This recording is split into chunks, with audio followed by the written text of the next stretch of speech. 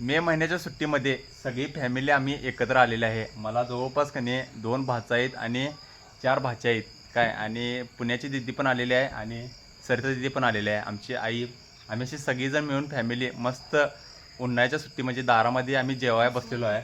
जेवणासाठी काय काय बनवलं आहे तुम्हाला सांगतो. मस्त मसाले भात बनवला आहे पूनम दीदीने पुण्याच्या स्टाईलमध्ये. पुऱ्या बनवल्यात, आंबरस बनवला आहे, सांडगं पापड तळलेलं आहेत आणि खूप भारी वाटायला लागले. सगळ्या फॅमिलीसोबत एन्जॉय भारी वाटायला लागला आहे. आणि हा टाईम आहे की नाही, हा टाईम परत येत नाही. त्यामुळं तुम्ही पण तुमच्या फॅमिलीसोबत चांगला टाईम घालवा आणि वेळही परत येत नाही. आंबरस खायला या. आंबरस तुम्हाला दाखवतो, खतरनाक असं बनवलेलं आहे इथं. आणि सगळी फॅमिली आम्ही आता जेवण करतोय. हाय करा सगळ्यांनी.